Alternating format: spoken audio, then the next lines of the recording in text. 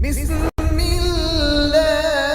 الرحمن الرحيم.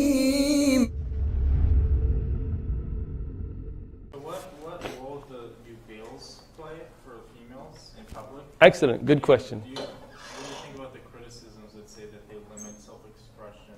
Excellent, that's a good question. So, let me take that in two folds. First thing is, you go to Mesa College, and here you have women that we see here wearing the hijab here. Do you see it to restrict your life? No, right? Anybody forcing you? Your dad got a gun outside? He's like waiting, come out, we'll see you. What about you? You sure? What about, no, you're all good. Just started like circle to wearing a hijab. Excellent. What's your name? Huh? Rosita? Rosita, do you find that hijab restricts you from life? You can't go outside anymore? You just cry in a corner at home? Right? So no, the point that I'm making is that the hijab, first thing, is not something forced upon women. It's a choice. It is a part of Islam. I'm not saying that a Muslim woman doesn't have to wear it. She does have to wear it. But it's her choice.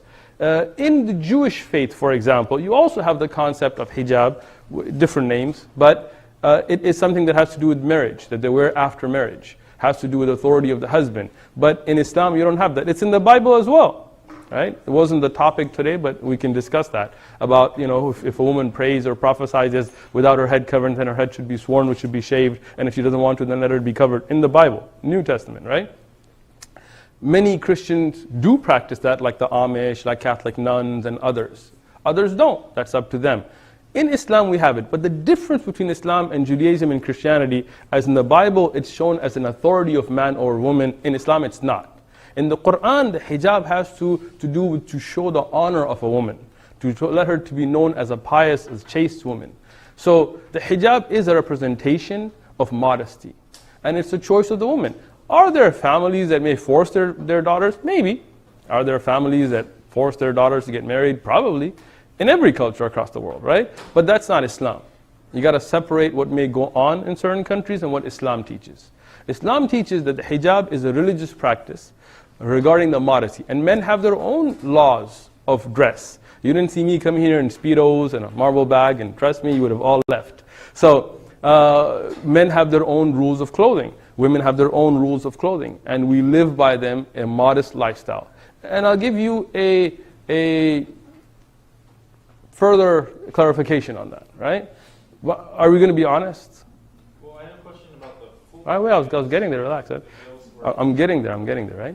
But I'm saying, in understanding hijab, in the conversation we're going to have, are we going to be honest? Of course. You sure? All right. All right, good. We'll see. All right, let's say you meet somebody, a female, at a after-school party at San Diego State, forget, right? Oh, somebody knows state well, right? And you see her in a very short skirt and small tank top, right? Oh, yeah. See, he's honest, right? Now, honestly, what is the first thing that grabs your attention? I mean, usually Yeah? the skin... Honest? All right. So you're just going to be like, oh, she doesn't have blemishes on her hand, yay. Let's be, like I said, either we can be hypocritical about the conversation or be honest. If we're honest, every man in here is going to say, you know what, those physical features is where the attention goes.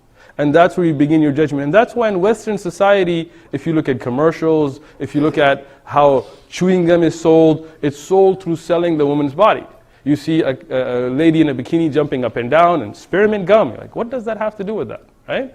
You don't see, anyway, point being, that's how it's misused. The hijab takes away from that, right? It takes it where now you have to pay attention to the personality of that person. You're not looking at their bra size, you're not trying to figure out about their six-pack, you are thinking about what they're saying and who they are as a person, and you're judging, you are endearing due to that. And that's the point of the hijab. Now, there are levels of hijab, right? And it is, for example, some who cover their face and hands, some that don't cover the face and hands, they cover the head and body, and that's all between Islamic tradition. But all of that put together doesn't restrict a woman from anything that she needs to do, right? For example, I was in Malaysia recently, and many people there, they wear the little, medical masks for apparently no reason, but they're very worried about germs, and they walk around with that. And that's no different than wearing a niqab. You can still be a doctor, you can still be an engineer. So to think that it's something that restricts them, I don't believe so. And our Muslim sisters don't, and that's why they choose to wear it. It's a Western prejudice that views it that way.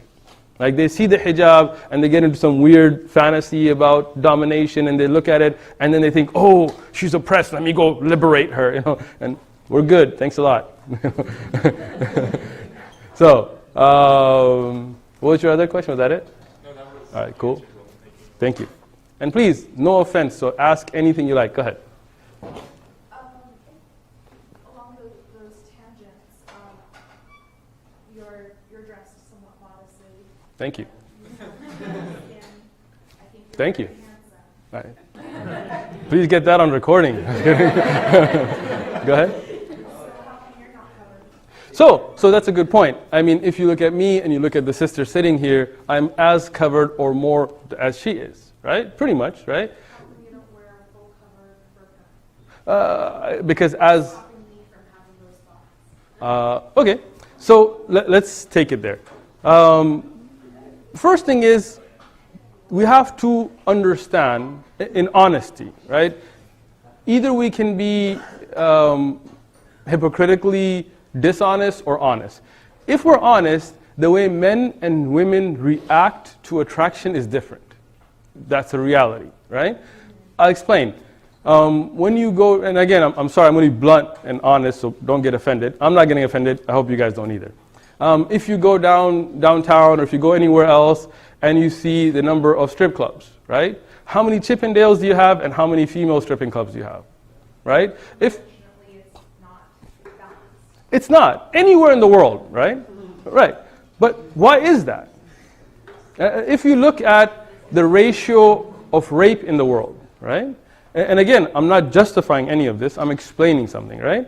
The rape ratio of women raping men or men raping women, where's the ratios, right? No. Also a lot unreported. Many men are getting raped and not reporting it? Could be, I guess, right? Right? Now, but if you honestly look at it, there is a difference, right? If you look at, for example, catcalling, or if you look at sexual harassment, the Me Too movement, how many men are being harassed in that way? And really great. But percentage-wise, where are we? It's unbalanced. Unbalanced. So human nature is where, unfortunately, men have less control than women do. Women are able to control their attractions better. And it's a strength for women. That's just a fact. We can deny it all day long, right? But it's reality, right? And you have to deal with reality. Is it okay for a man to judge a woman by her physical body instead of her mind? No. But is that a reality you have to deal with? Yes.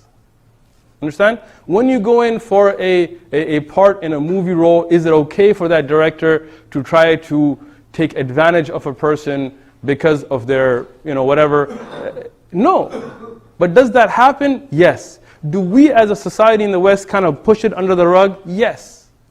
And that's the problem, because we don't want to deal with reality. We want to set up fiction. So, as a man, if I'm dressed like this, and I'm walking down the street, I've never been catcalled. If you do it, I'll be pretty happy about it. Go for it, right? I've never been pinched. I've never been brushed up against and fondled. It never happens. Why? Because fortunately, a strength that women have is that they have better control on it. But as a female, and I'm not going to ask here because I don't want to embarrass anybody, but when you walk down, College Avenue on Saturday night, I guarantee you if you're dressed a certain way, you're going to get catcalled, you're going to get, targeted, and that's a horrible thing. We're not saying it's okay, but you have to deal with that reality. So the level of hijab for a woman is more than that of a man. But we have our own rules. For example, and I'll give you one last example and we'll get off this topic. If I took off my nice thobe, took off my t-shirt, walked around bare-chested, would I be arrested? But if you did, same thing. So that means man and woman's body and its attraction is at different levels. The covering of woman is different from a man. And that's the same in hijab. But each has its own laws. آمنت أن الآخرة لا بد يوما آتية كل الخلائق حاضرة كل السرائر بادية آمنت أن الآخرة لا بد يوما آتية كل الخلائق حاضرة كل السرائر بادية